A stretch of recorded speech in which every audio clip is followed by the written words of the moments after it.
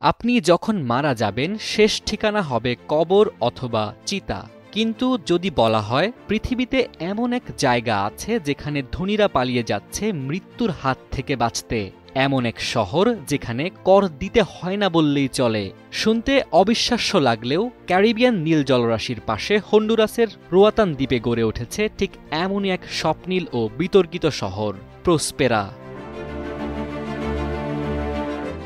সাদা বালির সৈকত, রোদেলা আকাশ আর নারিকেল গাছের ছায়ায় ঘেরা এ শহর শুধু অবকাশ যাপনকারীদের জন্য নয়, গড়ে উঠেছে সেই সব ধনী উদ্যোক্তা, প্রযুক্তি পাগল বায়োহ্যাকার আর রাষ্ট্রবিমুখ স্বাধীনতাকামী মানুষদের জন্য, যারা আমলাতন্ত্র, কর আর মৃত্যুকেও ফাঁকি দিতে চায়। এখানে আপনি চাইলে নিজের আইন নিজের মতো করে বানাতে পারেন, এমনকি যে কোনো দেশের আইনও অনুসরণ করতে পারেন। কোম্পানি খুলতে সময় লাগে মাত্র কয়েক ঘন্টা। 1% কর্পোরেট ট্যাক্স আর ব্যক্তিগত আয়ের ওপর কর মাত্র 5%।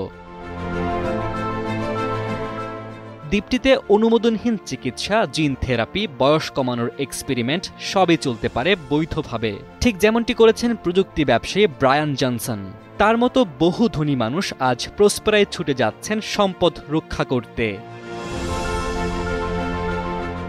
অদ্ভুত এই শহরের পেছনে রয়েছে হন্ডুরাস সরকারের 2013 সালের বিতর্কিত জেডে আইন, যার আওতায় তৈরি হয় স্বায়ত্তশাসিত অর্থনৈতিক অঞ্চল।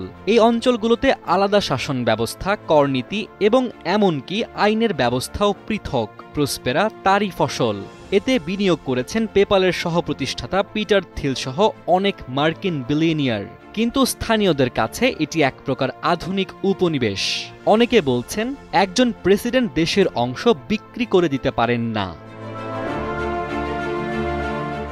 2021 সালে ক্ষমতায় এসে হন্ডুরাস প্রেসিডেন্ট সিওমারা কাস্ত্রো এই জেডে পদ্ধতি বাতিলের উদ্যোগ নেন। প্রসপেরা ও এর বিনিয়োগকারীরা এর জবাবে হন্ডুরাস সরকারের বিরুদ্ধে $10.7 বিলিয়ন মামলা ঠুকে দেন, যা এখন চলছে বিশ্বব্যাংকের ট্রাইব্যুনালে।